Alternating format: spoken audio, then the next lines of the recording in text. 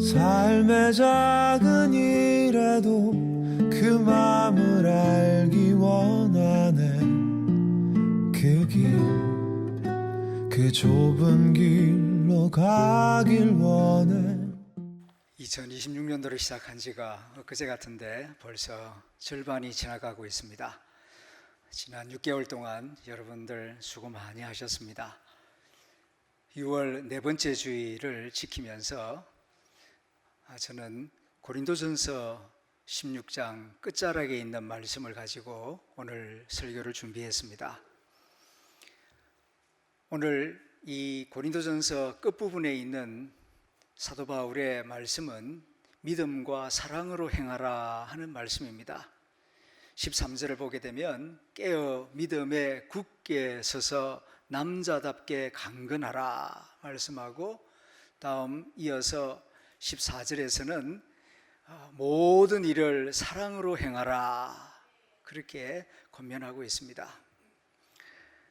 왜 사도 바울은 이 무려 16장이나 되는 고린도전서 편지를 마무리하면서 믿음으로 사랑으로 행하라고 말씀하고 있는가? 그 배경, 그 이유를 잠시 생각해 봅니다. 고린도 교회는 참으로 문제가 많은 교회였습니다. 얼마나 문제가 많았는고 하니 고린도 교회를 문제 종합 세트라고 부를 정도로 문제가 많았습니다. 먼저 파벌이 있었습니다. 교회 안에 4개의 파벌이 있어가지고 서로 경쟁하고 서로 시기 질투하고 싸웠습니다. 여러분, 파벌 있는 교회 다녀본 적 있습니까? 정말 어렵습니다. 저는 한번 다녀본 적이 있는데 모르고 거기 부목사로 부임을 했죠. 그러는데 예배 잘 드리고 식당에 내려가면은 어떤 무리는 이쪽에 앉아서 밥을 먹고 어떤 무리는 저쪽에 따로 앉아서 밥 먹어요. 분위기 파악을 못한 저는 그저 편한 데 가서 앉아서 밥을 먹었습니다. 그랬더니만 다음 주에 들려오는 소식이 새로 부임한 남 목사님은 저쪽 파다 그렇게 딱지를 붙이더라고요. 분위기 참 안 좋았습니다. 참 힘들었습니다. 고린도 교회가 그랬어요.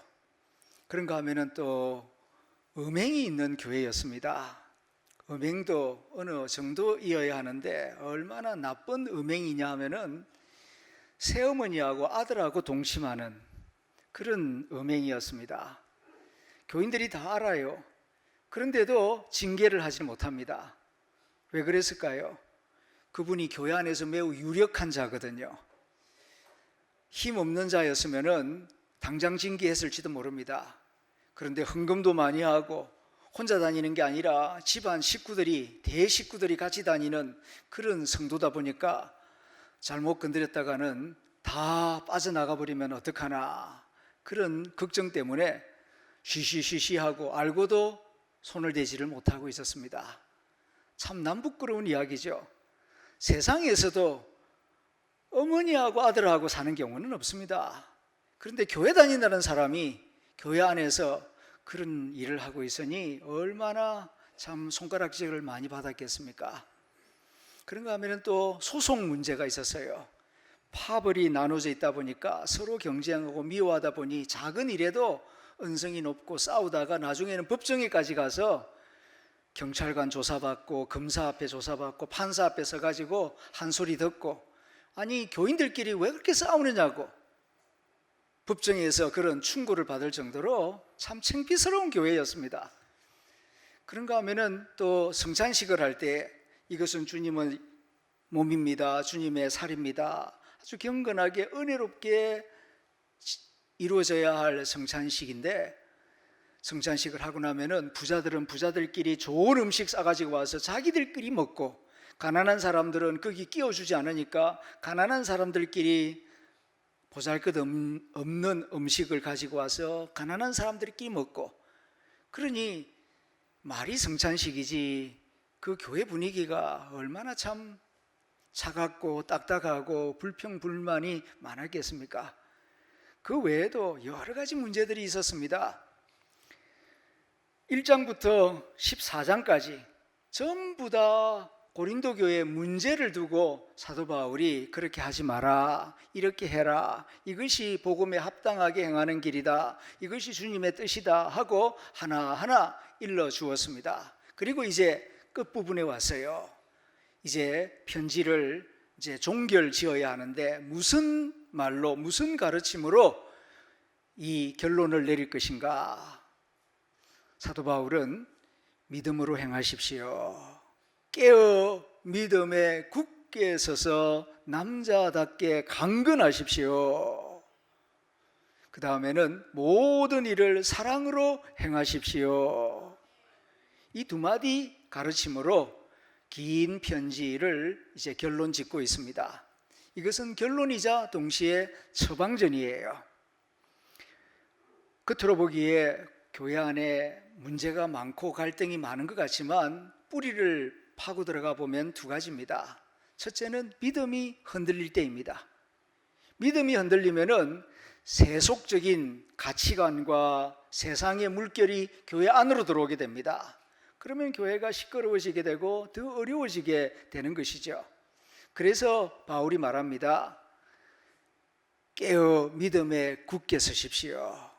남자답게, 여기서는 여자답지 않게 그런 뜻이 아니고 어른답게 책임지는 모습으로 굳게 서십시오.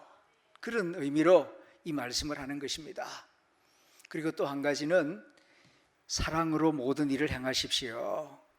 어떤 일은 사랑으로 하고 어떤 일은 사랑 없이 행하고 그렇게 구분하지 말고 교회 일이나 가정 일이나 모든 일은 다 사랑으로 행하십시오. 그러면은 교회가 화목한 교회, 거룩한 교회, 사랑스러운 교회, 그리고 자랑스러운 교회가 될 것입니다 하는 뜻으로 믿음과 사랑으로 행하십시오 라고 권면하고 있는 것입니다. 오늘도 그렇습니다. 겉으로 보기에는 경제적인 문제다, 인간관계 문제다, 지식 정보의 문제다, 건강의 문제다, 많은 이야기를 하고 분석을 합니다만은 사실 뿌리는 믿음의 문제예요. 믿음이 없기 때문에, 하나님을 믿는 믿음이 약해지고 흔들리고 있기 때문에 불안한 거예요. 그러니까 불안하니까 돈으로 자기를 지키려고 하고, 인맥으로 자기를 지키려고 하고, 무슨 직분으로 자기를 지키려고 하고, 그러다 보니까 사람들 사이에 갈등이 생기고 여러 가지 어려운 일들이 발생하는 것입니다. 부활하신 예수님에 대한 믿음이 견고하고 예수님의 부활이 나의 부활이다, 이것을 확신하고 살아가면은 다른 것은 다 작은 문제예요. 먼지 같은 일들입니다. 이렇게 하나 저렇게 하나 다 우리는 죽음 앞에 서게 될 것이고, 부활한 이후에 주님 앞에서 영광스러운 모습으로 서게 될 그날을 사모하는 자에게는 때로는 좀 안 좋은 말을 들으면 어떻습니까? 손해보면 어떻습니까? 다 참을 수 있고 이해할 수 있고 기도할 수가 있을 것입니다. 그런데 이 믿음이 흔들리니까, 이 믿음이 약해지니까 별거 아닌 거 가지고 서로 싸우고 갈등하였던 것입니다. 또 한 가지는 사랑이 약해지고 있기 때문에 막 경쟁하고 시기 질투하고 교만하고, 그래서 교회 공동체가 어려워졌습니다. 고린도 교회는 은혜와 은사가 풍성한 교회였습니다. 그래서 어떤 이는 예언을 하고, 어떤 이는 방언을 하고, 어떤 이는 통역을 하고, 어떤 이는 병 고치는 은사를 가지고 기도해 주면 병이 착착 낫기도 하고, 그리고 지식과 지혜의 은사를 받아가지고 아주 말씀을 잘 전하는 교사들도 있었어요. 그렇게 은혜와 은사가 풍성한 교회였는데 사랑이 식어지니까 이 은사가 오히려 경쟁거리가 되는 겁니다. 내 은사만 최고다, 다른 사람의 은사를 무시하고 함부로 말하는 겁니다. 그러니까 기분 상하니까 또 한마디 하고, 그래서 싸우고 분위기가 이상해지고, 이것을 잘 알고 있는 사도 바울이 모든 일을 사랑으로 행하십시오, 성찬식도, 방언하는 일도, 병 고치는 일도, 헌금하는 일도, 모든 일을 다 사랑으로 해야지 사랑 없이 하면은 울리는 꽹과리가 되고 맙니다. 사랑으로 행하십시오. 이렇게 권면하고 있습니다. 참 지혜로운 권면입니다. 케이스 바이 케이스로 이야기하는 게 아니고 그 뿌리를 찾아 들어가서 이렇게 근본적인 처방책을 잘 제시하고 있기 때문입니다. 우리 교회도 마찬가지입니다. 교회 안에 겉으로 보기에는 뭐 재정적인 일도 있고 인간관계도 있고 직분에 관한 이야기도 있고 그리고 뭐 세가족을 환영하는 일, 교회 행사 일, 교회를 수리하는 일 뭐 등등 여러 가지 일들이 있지만은 믿음이 견고하고 사랑이 풍성하면은 우리 교회의 모든 일들을 은혜롭게 해나갈 수 있는 줄로 믿습니다. 그러므로 무엇보다도 내 믿음을 더 깊게 해주십시오. 사랑을 풍성하게 해주십시오. 이렇게 기도하는 하담의 성도들이 되시기를 축원합니다. 사도 바울은 이렇게 믿음으로 사랑으로 행하라고 말씀한 다음 편지를 끝내버리는 것이 아니라 그 다음 실례를 들어서 사랑과 믿음으로 행하는 것이 어떤 것인지 보여줍니다. 그래서 스데바나의 집을 언급하고 있어요. 스데바나의 집이 어떤 집인지 우리는 자세히 알지 못하지만 오늘 본문에 따르면은 아가야 지역에서 첫 열매다. 그리고 성도 섬기기로 작정한 집안이다. 그렇게 소개하고 있습니다. 아가야는 그리스 북쪽 지역을 말하는데 우리나라 강원도만한 지역입니다. 그 넓은 지역에서 처음으로 결단하고 예수님을 믿고 세례받은 사람이 스데바나였다는 것입니다. 두 번째, 세 번째는 쉬워요. 왜냐하면 첫 번째 하는 것을 봤으니까요. 그런데 첫 번째는 자기 앞에 아무도 없습니다. 수백 년 동안 자기 집안 어른들과 동네 사람들은 우상을 섬겨왔습니다.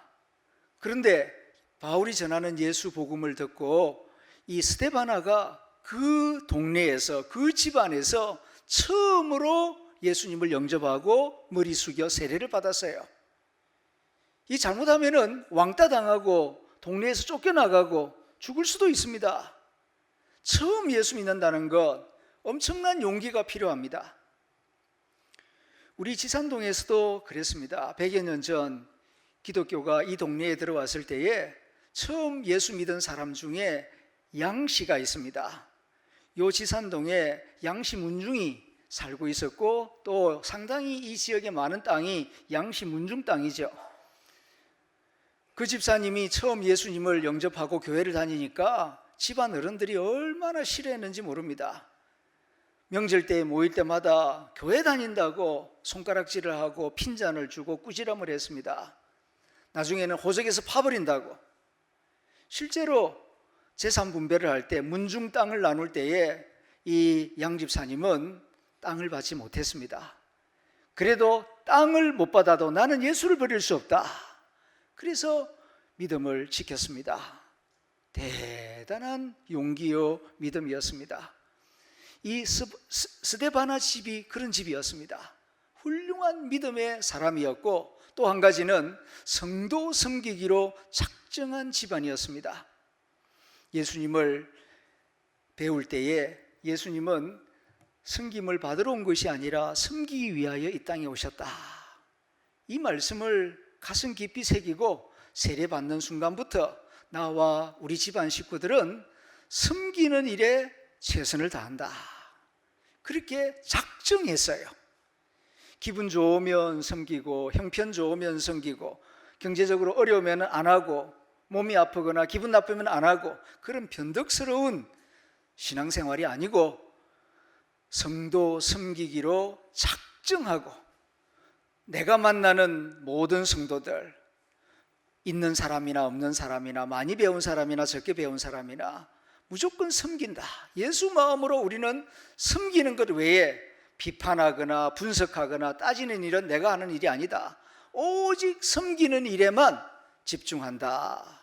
그렇게 결단하고 꾸준하게 별 말 없이 편하지 않게 이렇게 고린도 교회 성도들을 섬겨오는 집안 사람들이 이 스데바나 집안 사람들이에요. 그러니 바울 입장에서 얼마나 고맙겠습니까? 그래서 오늘 편지 끝부분을 보게 되면은 스데바나는 나의 마음을 시원하게 해준 사람이다, 그렇게 칭찬하고 있습니다. 어떻습니까? 여러분들은 목회자를 시원하게 해주는 사람입니까? 아니면은 무겁게 하는 사람입니까? 스데바나는 목회자의 마음을 가볍게, 유쾌하게, 시원하게 해주는 그런 성도의 가정이었습니다. 그래서 사도 바울이 말합니다. 고린도 교회 성도들이여, 이런 사람을 좀 알아주세요, 그렇게 부탁하고 있어요. 잘 되는 교회가 특징이 있습니다. 그냥 잘 되는 거 아닙니다. 우연히 잘 되는 거 아닙니다.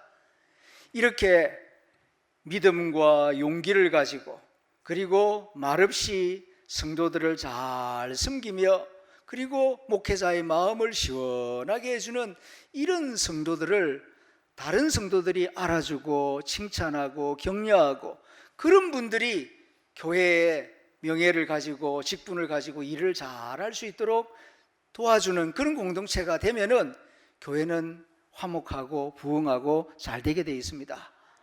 그런데 선거할 때만 반짝 나서서 막 소란스럽게 하고 끝나고 나면은 그냥 안 하고, 그런 사람들이 많아지면은 교회는 점점 어려워져요. 사도 바울은 참 지혜롭습니다. 교회 문제를 해결하는 데는 믿음과 사랑으로 행해야 됩니다. 그리고 믿음과 사랑으로 행하여 온 스데바나를 보십시오. 스데바나 같은 이런 사람들을 알아주시고, 이런 사람들이 칭찬받고 직분을 얻고 교회 전면에 나서서 일할 수 있는 분위기를 만들어 보십시오. 이렇게 긍정적인 모범을 보여주면서 고린도 교회를 이렇게 도와주고 교회가 다시 일어설 수 있도록 이렇게 인도하고 있다는 것입니다. 잘못한 거 자꾸 지적하고 비판해가지고 잘 달라지지 않습니다. 저도 그렇습니다. 칭찬받고 좋은 긍정적인 모델을 보았을 때에 나도 저렇게 하고 싶다, 저렇게 하면 되는구나, 한번 해봐야지, 이런 마음이 생길 때에 좋은 방향으로 달라지게 되고 좋은 열매가 나타나게 되지 않습니까? 자녀 교육도 그렇고 교회 일도 그런 것 같습니다. 사도 바울은 그런 면에 있어서 참 지혜로운 목회자인 것 같습니다. 믿음과 사랑으로 행하십시오. 그렇게 행하여 온 스데바나의 집을 보십시오. 그런 사람을 알아주십시오. 그런 사람들과 기쁘게 함께 일하십시오. 그러면은 교회가 잘 될 것입니다. 그렇게 말씀하고 있는 것입니다. 뿐만 아니라 사도 바울 자신이 믿음과 사랑으로 모범을 보여주고 있습니다. 남 얘기만 하는 게 아니라 이렇게 편지를 적어 보내는 사도 바울 자신이 끝까지 믿음으로, 끝까지 사랑으로 이 고린도 교회를 붙들고 기도하고 있고 또 편지를 써보내고 있는 것입니다. 보통 목회자 같으면은 이렇게 파벌로 나누어져 있죠. 음행 문제가 있죠. 교인들끼리 법정 소송을 하죠. 성찬식 하다가 싸우죠. 이런 교회 같으면은요, 아이고 나 그만둘란다, 나 딴 데 가서 목회할란다, 그렇게 포기하는 목회자들 상당히 생길 겁니다. 그런데 사도 바울은 문제가 그렇게 많은 교회임에도 불구하고 힘들다고 복잡하고 시끄럽다고 나 안 할래, 그만둘래, 그런 말 일치 안 합니다. 아무리 힘들어도 아무리 시끄러워도 이 교회는 하나님의 교회입니다. 고린도전서 1장 2절에 보면은 편지를 시작할 때 하나님의 교회 고린도 교회에게 편지를 쓴다, 그렇게 적고 있어요. 아무리 부족해도 이 교회는 예수님의 핏값으로 사신 교회이다 하는 이런 믿음이 있기 때문에 하나님이 그만두라고 말씀하기 전까지는 사도 바울은 이 교회를 위한 수고와 사랑과 권면과 기도를 중단하지 않습니다. 여기에 귀한 모범이 있어요. 사도 바울 자신이 믿음과 사랑으로 고린도 교회를 섬기며 위하여 기도하며 이렇게 권면하고 있는 것입니다. 성도들 가운데 가끔 보게 되면은 임직식을 할 때에는 충성을 다하겠습니다, 그렇게 서약까지 해놓고 교회 일을 하다가 피곤할 때도 있고 또 복잡한 일에 들어갈 때도 있고 그러다 보일 때는 마음이 상해서 그런지 나 안 할란다고 그냥 직분 내려놓겠다 그러고 어떤 경우에는 딴 데 간다 그러고 그렇게 참 말을 함부로 하는 경우가 있습니다. 그거는 아주 성숙하지 못한 무책임한 모습입니다. 사랑으로 행한다는 게 뭡니까? 이해와 책임감으로 한다는 거 아닙니까? 기분 좋을 때만 하고 기분 나쁠 때는 안 하는 건 그건 사랑이 아니에요. 그건 욕망이에요. 욕망으로 하라고 성경은 말씀하지 않습니다. 사랑으로 행한다는 것은 어려움이 있어도 이해하고 그리고 내가 맡은 일에 끝까지 책임지는 모습, 그게 사랑으로 행하는 모습이 되는 것입니다. 사도 바울이 그랬습니다. 끝까지 사랑으로 이 고린도 교회를 섬기며 권면하며 또 한 번 이렇게 말씀을 전하고 있는 것입니다. 저는 목사 안수를 받고 처음 고린도전서 강해를 할 때 좀 부담스러웠습니다. 성경 가운데 어떻게 이런 책이 있나? 파벌이 있고 음행이 있고 소송 분쟁이 있고 이 아름답지 못한 이런 이야기가 있는 성경책이 왜 이 안에 들어있나? 좀 부담스럽게 생각했습니다. 그런데 한 30년 이렇게 목회를 하면서 다시 고린도전서를 읽고 묵상을 해보니 이 얼마나 고마운 말씀인지 모릅니다. 만일에 이 고린도전서가 성경 안에 없다면은 현실적인 교회를 목회하는 이 복잡한 일들을 어디 가서 지혜를 얻으며 또 교훈을 배울 수 있을 것인가? 땅에 있는 교회는 천사들의 모임이 아닙니다. 천사들처럼 보이실 때도 있죠. 근데 가까이 가서 보면 날개가 없습니다. 다 나와 같은 사람입니다. 다 비슷한 문제들이 있어요. 겉으로 보기에는 화목하고 평안하게 보이지만 가까이 가서 보면은 다 도토리 키재기입니다. 비슷비슷해요. 우리는 안 그런데요. 우리 교회는 우리 모임은 너무너무 화목하고 평화롭고 좋은데요. 아직 충분히 가까우시지 않아서 그렇습니다. 충분히 더 가까이 가시면은 똑같이 냄새가 나고 어려움이 보일 겁니다. 이렇게 이 땅에 있는 모든 공동체는 가정 공동체든 직장 공동체든 교회 공동체든 사람 사는 곳에는 다 비슷한 문제들이 있습니다. 그 문제들을 우리가 어떻게 해결하고 어떻게 접근을 해야 할 것인가? 이 고린도전서가 참 실제적인 교훈들을 많이 제공해 주고 있습니다. 그런 면에 있어서 참 귀한 하나님의 말씀이다. 요즘은 그렇게 느끼고 깨닫고 있습니다. 가끔 연애 중인 청년들이 와서 묻습니다. 목사님, 우리가 언제 결혼하면 좋을까요? 때를 묻습니다. 저는 이렇게 대답합니다. 한번 싸워보았냐? 그러니까 눈이 동그래지죠. 대판 싸워보았느냐고. 그러니까 대답을 못합니다. 그러면 아직 아니다. 결혼할 때가 아니다. 그러면 언제예요? 대판 싸워보고 그리고 화해한 경험이 생겼을 때에 결혼식을 올리면은 잘 살 수 있을 것이다. 왜 그렇습니까? 우리가 보지 않습니까? 다 사랑해서 결혼식 합니다. 그런데 끝까지 잘 사는 경우도 있고 그렇지 못한 경우도 있죠. 왜 그런 차이가 나타나는 겁니까? 사랑하지 않아서가 아니에요. 사랑이 식어져서도 아닙니다. 문제는 갈등이 생겼을 때에 이것을 조정하고 함께 풀어나갈 수 있는 지혜와 노하우가 없다는 겁니다. 그래서 싸움이 마지막 말이 돼버린 거예요. 그래서 헤어지는 거죠. 그러면 오래오래 잘 사는 사람들은 싸우지 않아서 잘 사는 겁니까? 아닙니다. 싸웁니다. 갈등합니다. 그런데 싸움과 갈등이 마지막 말이 아니에요. 싸움과 갈등이 있지만은 그럼에도 불구하고 또 대화하고 이해하고 함께 풀어나가는 그들 나름대로의 노하우가 있습니다. 그러니까 그 고비를 넘기고 나중에는 검은 머리 파풀이 될 때까지 살 수가 있는 것입니다. 문제는 문제가 없는 것이 아니고 문제가 생겼을 때에 어떻게 해결할 수 있는 내 나름대로의 지혜와 노하우를 가지느냐, 거기에 롱런하느냐 아니면은 중간에 주저앉느냐, 차이가 나타나는 것입니다. 문제없는 공동체 없습니다.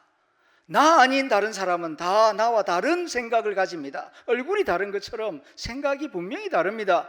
감정도 다르고요, 평가도 다릅니다. 문제는 나와 다른 사람 사이에 어떻게 대화하면서 어떻게 그걸 풀어나갈 수 있느냐, 거기에 우리의 미래가 달려있는 것입니다. 사도 바울은 이런 점에 있어서 우리에게 중요한 교훈을 줍니다. 겉으로 보기에는 돈 문제요, 성격 문제요, 건강 문제요, 뭐 많은 이야기를 하지만은 문제의 뿌리는 믿음의 문제요, 사랑의 문제이다. 서로 신뢰할 수 있으면 성격이 달라도 계속 살아갈 수 있어요. 그런데 아무리 지식이 많고 돈 많이 벌어도 서로 신뢰할 수 없으면은 계속 살기 어려워요. 지금 이란, 이라크가 MOU를 맺어놓고도 계속 지금 미사일을 쏘아대고 지금 협약을 못하고 있는 결정적인 이유는 불신 문제 아니겠습니까? 못 믿겠다는 겁니다. 이란은 미국 못 믿겠다는 거고, 미국은 이란 못 믿겠다는 거고. 종이 조각이 문제가 아닙니다. 신뢰가 세워지지 아니하면은 평화는 이루어지지 않습니다. 그러므로 신뢰할 수 있는가? 어디까지 신뢰할 수 있는가? 그 믿음을 다시 견고하게 세워야 합니다. 믿음을 견고하게 세울 때에 다른 문제도 풀어나갈 수가 있습니다. 또 한 가지는 사랑으로 이해할 수 있느냐 하는 것입니다. 절대로 다른 것을 나와 같게 만들 수는 없습니다. 꿈 깨십시오. 그런 일은 일어나지 않습니다. 다른 것을 다르다고, 틀린 것이 아니라 다른 것을 다르다고 이해하고, 그리고 품을 수 있느냐? 품을 수 있으면 문제가 해결됩니다. 품지 못하면 어렵습니다. 사랑이 있느냐 없느냐 하는 것입니다. 내 가슴으로는 품기가 어렵습니다. 내 가슴은 생각보다 좁아요. 그러므로 기도해야 합니다. 하나님의 마음을 내게 주십시오. 내 마음으로는 품을 수가 없습니다. 하나님 아버지의 마음을 내 마음에 부어주셔서 사랑으로 이해하고 사랑으로 품을 수 있도록 도와주십시오. 그러면은 성령께서 임하시고 어느 순간 품을 수 있는 가슴이 됩니다. 그러면은 문제가 여전히 있음에도 불구하고 함께 동행할 수 있는 관계가 될 것입니다. 주님께서 말씀하십니다. 문제가 아니라 너의 가슴 속에 믿음이 있느냐, 사랑이 있느냐, 이것이 진짜 문제다. 그러므로 믿음과 사랑을 회복함으로 주님과 함께 동행하고 또한 성도들과 가족과 함께 행복하게 동행할 수 있는 모든 성도들이 되시기를 주님의 이름으로 축원합니다. 기도하겠습니다.